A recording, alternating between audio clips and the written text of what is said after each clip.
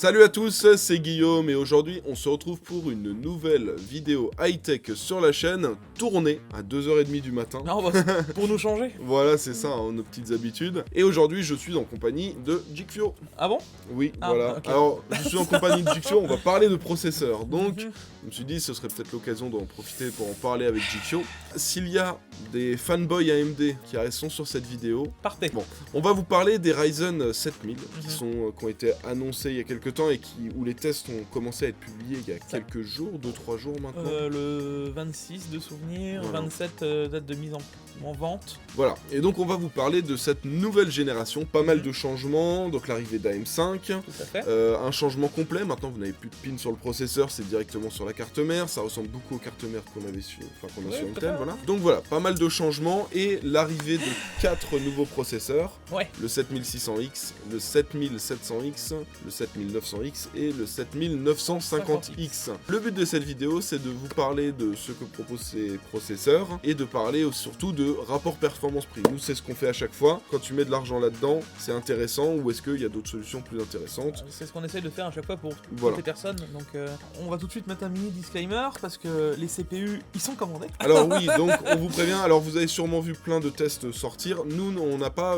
AMD ne nous a pas envoyé de processeur, bon on en aurait sûrement pas dit du bien, c'est peut-être pour ça, on sait pas, mais dans tous les cas nous on les a commandés, ce contenu va se passer en deux parties. On a donc cette première vidéo qu'on fait ensemble sur ma chaîne, et où on va vous parler en se basant sur des tests qu'on a vus, alors il y a eu plein de reviews aux États-Unis, il y a eu des reviews en France, les résultats sont pas les mêmes en France. Ouais, déjà il y a des décalages assez impressionnants en fonction de Voilà. où on va regarder le truc, mais bon ça je saurais l'expliquer aussi, enfin en grande Donc, partie. Donc voilà, donc on va vous faire une sorte d'analyse en fait de tous ces résultats qu'on a vus pour vous donner un premier avis. Est-ce que vous pouvez y aller? Quels sont les processeurs qu'on vous recommande? Est-ce qu'il y a des... Voilà. Et il y aura un deuxième contenu, parce qu'on a commandé...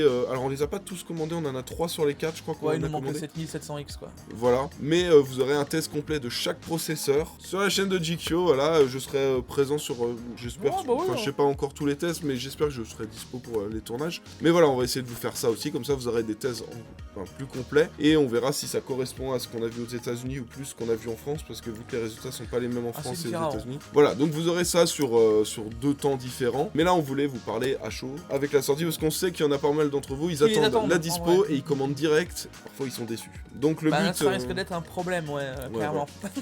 Alors, la grosse particularité de ces processeurs, on va le rappeler rapidement, c'est donc arrivée du nouveau socket, La M5, l'arrivée de la M5, et surtout, maintenant on est sur de la DDR5 uniquement. Donc on avait Intel qui était arrivé il y a quoi, ça fait quelques mois maintenant, hein, Mi-octobre, la sortie des 12000, donc c'est la première fois qu'on pouvait vraiment mettre de la DDR5 sur quelque chose, donc ouais, ça va quasiment bientôt faire un an. Niveau DDR5, grand changement quand même, on est passé de kit, je me souviens du tout départ, on l'avait dit, de toute façon que ça allait changer, du 4800 ou du 5200, qui était clairement pas intéressant, Ouais. et à l'époque qui était déjà bien trop cher. Voilà, dès le début, nous quand on avait vu Intel, on vous avait dit Trop cher, prenez les cartes mères DDR4, parce que déjà en plus elles étaient un peu moins chères. tout à fait. Et à la sortie, les cartes mères Intel étaient déjà assez Très chères. cher. Non, mais Voilà. en vrai, c'est aussi, il faut le remettre.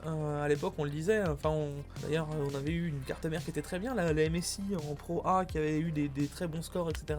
DDR4, elle coûtait 220 €. On s'était fait assassiner déjà à l'époque parce que les gens trouvaient que les cartes mères étaient très chères. Bon, Donc, on va vous en parler parce que là on atteint des prix. Donc vous avez cette nouvelle carte mère, on a de la DDR5 only sur AMD, ça c'est un petit peu dommage. Moi c'est la première déception que j'avais eue quand j'avais ils l'ont justement annoncé, entendu parler de ces annonces, c'est que l'avantage de Intel c'est qu'on peut se faire des configs pas chers grâce à la DDR4, parce que la DDR4, même si les prix ont quand même un peu baissé, on n'arrive pas à trouver des prix aussi intéressants que la DDR4, ce qui en soi est logique parce que c'est tout nouveau. Quand la DDR4 était arrivée après la DDR3, c'était exactement la même chose, Oui, faut toujours attendre il y a eu de la transition. 1 an, 2 ans, 3 ans pour vraiment avoir des bons prix. Donc on est sur de la DDR5 uniquement, et on a ces 4 références de processeurs. Les refroidissements, ça je veux juste le placer comme ça on balaye un peu vraiment toute la gamme. Mais les refroidissements compatibles à M4 sont compatibles donc à M5. Ça au moins c'est une bonne chose que Voilà. Intel n'a pas fait. Faut quand même le souligner, AMD a fait ça bien de façon à ce que tous les refroidissements soient compatibles. Ça c'est un plus, donc si vous avez déjà le bon refroidissement, il ira par la suite. Voilà, c'est bien, vous n'aurez pas besoin de prendre une bague d'adaptation comme c'est le cas avec Intel. Alors la plupart des marques le fournissaient gratuitement, mais ça fait toujours, faut faire la demande, se le faire livrer, donner le numéro de série de son produit, si t'as jeté la boîte, bah c'est mort, enfin voilà. Donc ça c'est un point positif pour cette nouvelle génération, c'est cool. La DDR5 je le considère plus comme un point négatif, même si sur le long terme ça n'en sera plus un parce que la DDR5 va quand même baisser de prix, mais je pense qu'on a bien encore un an, voire deux avant de vraiment avoir des prix intéressants. Autre point, donc AM5 égale les anciens processeurs AMD ne vont pas sur les nouvelles cartes mères et les nouveaux processeurs ne vont pas sur les anciennes cartes mères, etc. Dans tous les cas, c'est physiquement impossible, étant donné que maintenant vous avez les pins sur le processeur. Oui, non, c'est plus, voilà, la même chose du tout. Dans tous les cas, même si c'était le cas, ça n'aurait pas été compatible. On a totalement changé maintenant de chipset. Voilà. Alors, il faut peut-être aussi tempérer là-dessus de ce qu'on va dire. AMD nous a prouvé par le passé qu'une X370 a vécu très longtemps. Voilà. Et ils nous ont annoncé d'ailleurs que les nouvelles cartes mères, donc les X670, étaient prévues pour de la longévité aussi. Enfin, le socket AM5 plutôt était prévu jusqu'en 2024 plus de souvenirs. Donc on peut espérer au moins avoir hormis celle-là, une gêne, voire 2 gènes de plus. Bon, ça laisse réfléchir et vivre le socket AM5. Le truc, c'est que vous allez voir qu'au prix de la carte mère, on espère qu'on n'en achète pas trop souvent quand même. Voilà. Alors globalement, on va vous reparler des prix. Alors là, je vous donne les prix LDLC. Attention les gars, LDLC, ça coûte cher, c'est moins cher ailleurs. Là, on a vu des prix intéressants sur Amazon. Ouais, et c'est les prix moins chers de ce que j'ai vu d'ailleurs. Voilà, c'est ça, surtout pour le 7600X. Alors là, sur LDLC, le 7600X est à 429 €. Pour info, sur Amazon, c'est 369. Donc vous voyez qu'il y a vraiment des grosses différences. J'essaierai de vous mettre des liens de processeurs si vous voulez les acheter. Vous verrez que dans cette vidéo on va pas forcément vous les recommander, mais si jamais vous les achetez, surtout je sais qu'il y a des fans d'AMD qui veulent absolument passer sur du AMD, qui vont rester sur du AMD, vous avez les liens mais vous verrez on vous les recommande pas forcément. Donc 429, 369 sur Amazon, le 7700X 579 €, le 7900X 779 €. Moi j'en ai commandé un de 7900X, je l'ai payé 610 et vous voyez 779 € sur LDLC, donc c'est assez cher. Puis alors, et le dernier, alors là, il se moque de nous. Combien le 7950X 7950X, 1000 €. Alors dites-vous juste. Sur LDLC. Voilà, dites-vous juste que le CPU est annoncé donc à $700. C'est même moins cher d'ailleurs que le 5950X à l'époque. Si on ferait la conversion, parce que moi j'ai eu passé les prix MSRP réels, de souvenir c'était 750 €, un truc comme ça, voilà. Voilà, et au moment où on fait cette vidéo, on le retrouve à 869 € sur Amazon, donc 130 € de moins. Donc vous avez compris, déjà, faites très attention où est-ce que vous achetez votre processeur. Ne l'achetez pas n'importe où, il y a des boutiques qui sont plus chères que d'autres. La grande question de cette vidéo, c'est d'ailleurs certainement le titre que j'ai dû mettre pour la vidéo, c'est faut-il acheter les nouveaux processeurs AMD Ryzen? Alors ce qu'il faut prendre en compte dans la balance, c'est les performances et le prix. Nous, c'est tout ce qu'on regarde à chaque fois. Est-ce que le prix n'est pas trop élevé par rapport aux performances qu'on a? Et on va comparer ça donc à la 12e gêne Intel. Alors on le fait à la 12e gêne, même si la 13e gêne, là au moment où on tourne cette vidéo, la veille, la 13e gêne a été annoncée avec 15% de perf en plus, mais c'est des annonces, et on n'a pas eu les processeurs entre les mains, on les a pas testés, donc on n'a pas de perf concrète. Là, pour l'instant on n'a pas le choix de toute façon les comparer, et puis même, voilà. Donc là, actuellement c'est 12e gêne. Alors au niveau donc, du processeur, on vous a parlé des prix, donc le prix des processeurs, par rapport aux perfs qu'on a vu comparé à du Intel, les prix sont corrects, selon nous. Alors bon, bien sûr, c'est sûr que par exemple sur LDLC, ils font tellement de marge que ça devient moins intéressant. Sachant que on sait que les prix des processeurs, on a un prix au lancement et un mois, 2 mois après, ça baisse un petit peu. Les cartes mères aussi, j'espère, parce que voilà. On espère. Et la DDR5 est en train de descendre. Voilà, donc les processeurs pour nous, les prix sont intéressants vis-à-vis des performances qu'on a vues. On vous parlera un petit peu après des performances concrètes, mais là on va s'attarder déjà sur le prix. Ensuite, on a la RAM. Alors la RAM, le souci donc c'est qu'on est en DDR5 only. Bon, le prix de la RAM a baissé, la DDR5 a baissé. Le souci c'est que dans toutes les annonces qu'ils ont précisées, c'est qu'il fallait du 6000 MHz CL30 pour exploiter les performances de son processeur Ryzen. Le truc c'est que cette RAM, alors autant on trouve des kits en 5200 MHz à 200 balles, autant ces kits là c'est 500. T'as aussi des kits de 6000, c'est 40 de temps en temps, à 220, 240 €. Allez, on va dire que même à 260 €, ça reste un truc attrayant. Alors vu qu'on compare ça à Intel 12e gen, ça reste plus cher que du Intel avec une carte mère en DDR4 et de la RAM. Sur le point de vue de la RAM, AMD quand même moins intéressant. Après c'est sûr sûr que si tu compares à des gens qui veulent partir sur du Intel en DDR5 face à du AMD en DDR5, c'est équivalent. Et alors donc là on a parlé du prix des processeurs, du prix de la RAM. On en vient maintenant au gros point noir, et c'est ce qui fait porter notre choix, c'est les cartes mères. Alors on a été très étonné quand on a vu le prix des cartes mères. Tu as été étonné peut-être? Ouais, enfin toi tu t'en doutais via Moi les je leaks, l'avais dit. Mais on est quand même choqué par ces prix-là. Bah, les prix sont incroyables. Le modèle le moins cher, c'est la Asus Prime X670P en version non Wi-Fi, qui est à 329 €. Donc là, on est, pour info, on arrive à trouver des bonnes cartes mères Z690, des bons modèles à 220, 240, enfin des très bons modèles, et même des modèles qui nous permettent d'overclocker des processeurs non overclockables. Oui, tout à fait. Donc, en B660, on peut vraiment trouver des grosses dingueries qui sont pas absolument si chères, moins chères d'ailleurs que ça. Alors du coup, pour parler des cartes mères, donc vous voyez, moi j'en ai reçu une, d'ailleurs merci, c'est Asus qui me l'a envoyé. Ouais. Ça permettra de faire les tests par la suite. Et ce modèle-là, par exemple, la X670E Gaming. Bon, elle a un nom assez spécial. Tu peux taper le prix là-dedans, s'il te plaît? Alors là, on est sur un modèle assez haut de gamme. Je vais vous donner le prix. Alors, on la retrouve à 639 sur le site LDLC. Alors, elle n'est pas dispo. Il y a écrit entre 7 et 12 jours pour la disponibilité. On l'a déjà vu sur d'autres sites à 849 €. Ouais.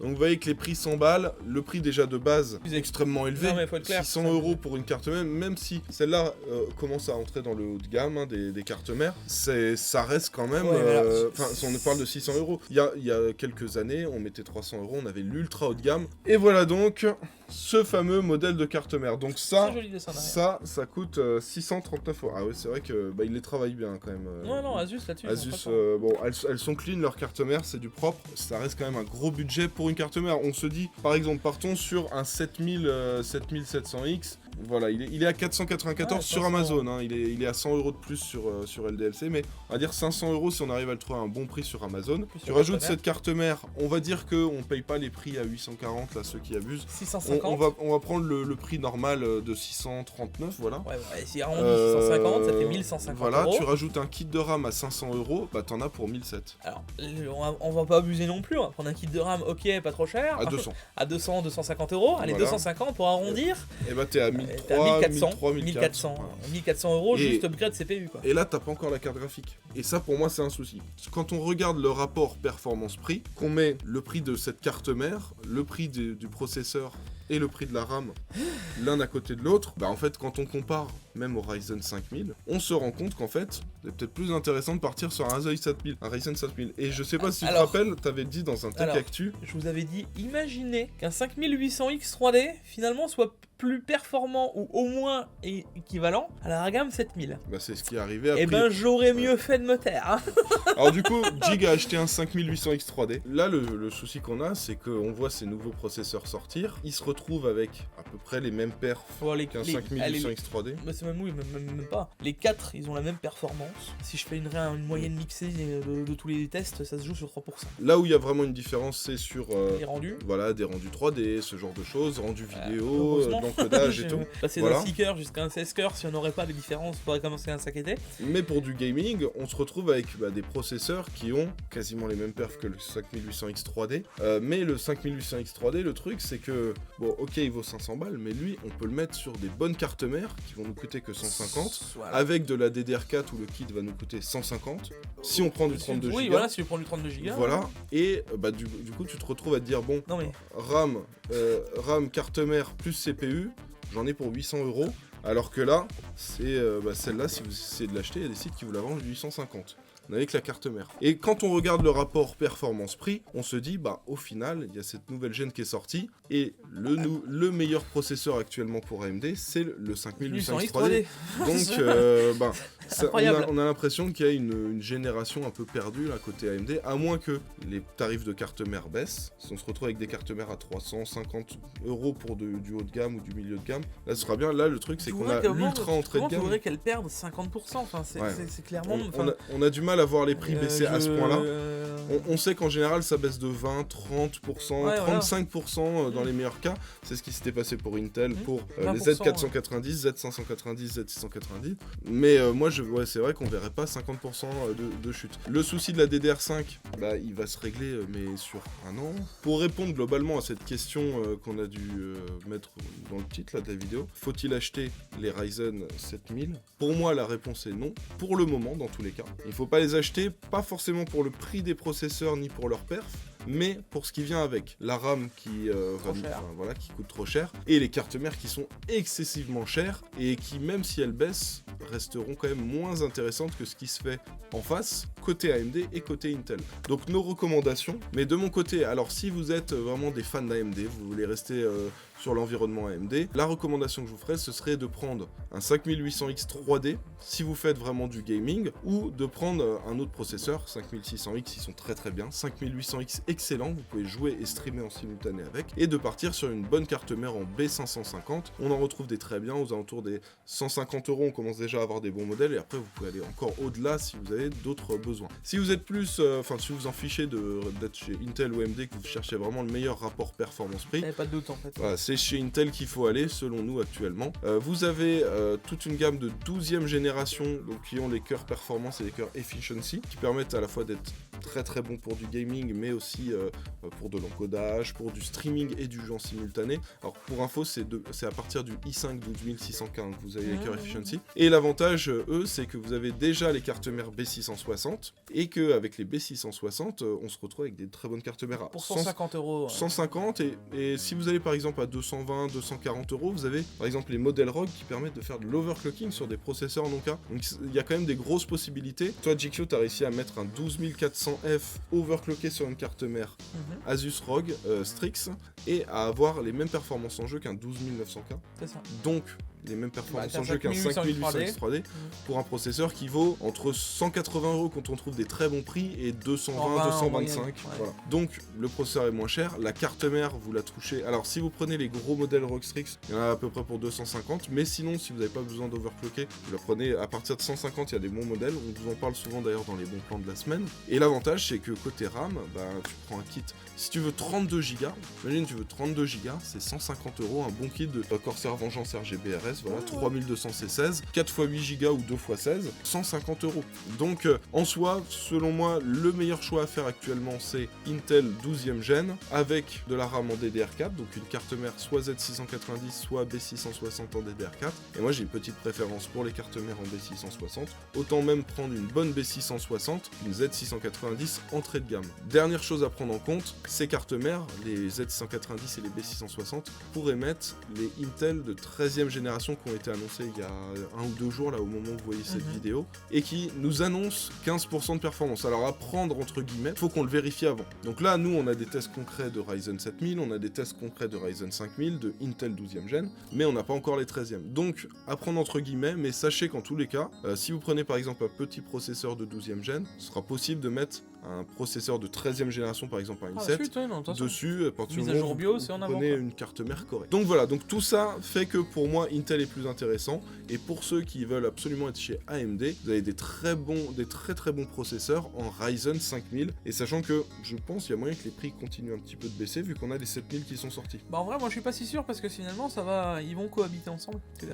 Moi, en termes de recommandations, déjà, je suis en train de changer d'avis, enfin, je suis obligé de changer d'avis au final sur le 5800X 3D, puisque avant je disais il est complètement inintéressant, mais quand on voit ça, qu'est-ce que vous voulez que je vous dise? Alors oui, je veux bien, oui, les CPU sont plus perf en gaming, oui, ils seront plus perf en rendu. J'ai envie de te dire, heureusement on est sur une gêne d'avance. Le 7950X maintenant, oui, il va être plus perf. 1000 € le CPU, tu vas pas le mettre sur une carte mère à 300 balles parce que tu vas le mettre sur une carte mère ultra cheap, cheap je m'entends, entrée de gamme, c'est pas possible. 450 € la carte mère, allez, on n'a pas un truc de dingue. On est déjà à 1450 € le lot, et derrière tu vois encore la RAM, mais enfin... C'est des budgets de 2000 € en gros, juste pour faire un upgrade d'un CPU, un 7950. Non mais attendez, enfin, je veux bien qu'on pousse les mains dans les orties, mais là la mise c'est roller quoi. Faut un moment, faut arrêter de pousser quoi. Si il faut, à mon sens, partir sur du Ryzen, si vous avez un budget unlimited, allez sur le 5800X 3D, pourquoi pas. Si vous voulez faire autre chose et que vous avez envie d'avoir une vie de votre CPU et que vous avez toujours ce même budget, partez vraiment sur un 5950X, 5 à 5% en gaming quoi. Enfin, les gars, 200 FPS, en gros, vous allez en perdre 10. Waouh, enfin, la différence va être incroyable, hein, vous allez. À votre œil va voir les 10 FPS qu'on va perdre. Non mais, enfin, et là-dedans, on parle que si on est en 1080p, avec, enfin voilà, encore une fois, on est sur une utilisation bien concrète quand on va acheter ce genre de CPU. J'espère que vous avez la carte graphique derrière et que vous jouez plus, d'ailleurs, en 1080p. Donc, si vous jouez en 1440 ou en 4K, mais la question, elle se pose même plus, en fait. Pour moi, ces CPU, je le dis textuellement, pour l'instant, je peux pas aller au-delà de ça. J'ai pas eu le test, machin, mais de tout ce que j'ai pu en lire, de tout ce que j'ai pu en voir, les prix sont exorbitants, quoi. Ouais, les prix sont extrêmement élevés. Vous aurez dans tous les cas les tests et ce sera exactement le même protocole que pour les processeurs comme Intel. d'hab, non mais de toute façon, voilà, moi je continue mes protocoles comme je fais d'habitude. Et clairement, si moi j'aurais une recommandation pour du gaming, et là 100% gaming, et tu vois, j'ai pas changé, ce sera clairement le 12400. 12400 pour une utilisation gaming, voilà, aucun intérêt à mon sens, à l'heure actuelle, de partir sur cette CPU. Pour du gaming. Voilà, donc vous avez notre avis complet. Alors, comme je vous l'ai dit, vous avez le lien des processeurs si vous voulez les acheter. Mais comme on vous l'a dit, nous, on vous le recommande pas forcément. Je vous mettrai le lien du 5800X 3D, du 5950X, du 5800X et du 5600X. En fonction de votre budget, partez sur celui qui vous correspond le mieux. Mais le 5100X est déjà excellent pour du gaming. Et puis, bien sûr, vous aurez le lien du 12400F, 12600KF. Faites juste attention, on le dit pas souvent, mais faites attention au 12600. Il faut qu'il y ait un cas derrière. Voilà, prenez la version avec le K parce que au niveau du nombre de cœurs, tout ça, c'est pas pareil. C'est ça. Mais voilà, donc on vous mettra le lien de tous les processeurs. On va essayer de trouver des prix intéressants sur quelques modèles de carte mère. B660 pour les processeurs Intel, Z690 Intel aussi. Et puis du B550 si vous partez sur les Ryzen 5000. Il sortira bientôt, hein. Voilà. On peut le préciser, il sortira courant octobre, ils ont dit, ouais. quelques jours en courant octobre. On espère voir au moins 50 à 100 euros de différence. Hein. Ouais, ce serait bien. Bon, une carte mère à 220 balles, ce serait quand même un peu plus attrayant, quoi. Voilà. Donc on verra bien. Je vous mettrai aussi le lien de cette carte mère de chez Rogue. Encore merci à Rogue de me l'avoir envoyé. Donc on va faire, ça va nous permettre de faire des tests sur tous les processeurs Ryzen. Toi aussi, tu reçois aussi une autre carte Alors mère. moi j'ai 2 jolies cartes mère Rogue. Ouais. Et maintenant je peux en parler, les annoncer. D'ailleurs, vous verrez, ceux qui reviendront de ta vidéo chez moi, ils seront surpris. Vous l'auriez peut-être vu plusieurs fois dans mon setup. En fait, je vous l'ai caché. Et vous l'avez eu sous vos yeux plusieurs fois dans plein de vidéos. Mais j'avais donc une X670E Gene, donc là c'est la grosse carte mère overclocking d'Asus pour la gamme Ryzen, et j'avais une X670E Extreme. Donc il a la Extreme, la Gene, on a aussi en plus de ça la ouais. Gaming Wi-Fi, et avec ça on va pouvoir vous faire des tests super complets. On vous a donné notre avis, on espère que vous accepterez cet avis parce qu'on sait que quand on fait des vidéos Intel et qu'on dit que par exemple ça va pas sur un processeur, on se fait défoncer par les fans d'Intel, et quand on vous parle d'AMD et que y a des fans d'AMD et qu'on vous dit qu'il y a des choses qui ne vont pas, on se fait défoncer. Donc désolé les gars si on vous a un peu choqué, mais le but c'est de vous donner notre avis sincère et entièrement... surtout au plus rapide, en vrai on a vu déjà des tests, on a déjà vu à gauche à droite, que ce soit en France ou de Navarre. Le problème c'est qu'on a souvent vu un test, mais rarement parler de la carte mère et de ce qu'elle est avec. Ouais. Donc j'ai moi cette impression... c'est quelque chose de global parce que la carte mère vient avec le processeur et on est obligé de le prendre en compte dans l'équation du prix, quoi. Pour moi il me manque quelque chose, enfin au bout d'un moment... Alors dites-nous bien sûr dans les commentaires ce que vous en pensez, quel est votre avis, est-ce que vous êtes plus Ryzen 7000 ? Après avoir lu ça ou écouté ça, est-ce que ça vous intéresse encore ? Est-ce que vous êtes vraiment intéressé par la gamme des Ryzen 7000 et voir un peu la suite ? Bon, bah dites-nous ce que vous en pensez dans les commentaires, et puis comme d'habitude, si la vidéo vous a plu, le petit pouce bleu, pensez à vous abonner si c'est pas déjà fait, mettre la petite cloche pour recevoir les notifications, et n'oubliez pas, si vous n'êtes pas encore abonné à la chaîne de Jikyo, allez vous abonner, comme ça vous pourrez voir dans les prochaines semaines les tests de CPU. On va lancer un défi à Jikyo, une semaine, un test de CPU. Ça voudrait dire que peut-être la première semaine d'octobre, j'arriverai peut-être à vous sortir quelque chose. Mais là ça dépend aussi pas que de moi, va falloir que je mette la pression à Diam, parce que vous vous rendez peut-être pas compte, compte, mais oui, moi ça me prend du temps. Mais Le Diam, monteur encore plus. pour faire les benches, etc., c'est pas non plus ultra simple pour lui. Quoi. Bon, alors voilà, donc on se retrouve dans les commentaires, on essaiera de répondre à un maximum d'entre vous et à exposer nos avis, hein, si vous avez des questions, tout ça. C'est important que vous ayez notre avis, histoire de pas faire des erreurs dans vos achats, d'autant plus que là, c'est des achats, des prix très élevés, hein, donc faut pas se tromper. Ah, par exemple, regarde, quelqu'un qui regarde notre vidéo, qui touche, je sais pas, un SMIC, il met 600 € dans une carte mère et il se rend compte qu'il aurait pu payer 2 fois moins cher, il va être dégoûté. Nous, le but, c'est que vous en ayez vraiment pour votre argent et que vous ayez le meilleur rapport performance-prix, d'où notre avis. On se retrouve dans les commentaires et à part ça, on se retrouvera encore pour une autre vidéo sur ma chaîne. Ce week-end, dimanche, on va parler de simulateur de course, de cockpit, de volant, voilà, on va vous parler de comment bien choisir tous les éléments de son simulateur de course. Et là aussi, on va parler de rapport qualité-prix et de gamme et comment en avoir le maximum pour son argent en fonction de son budget. Voilà, on vous dit à bientôt. À la prochaine. Ciao. Ciao.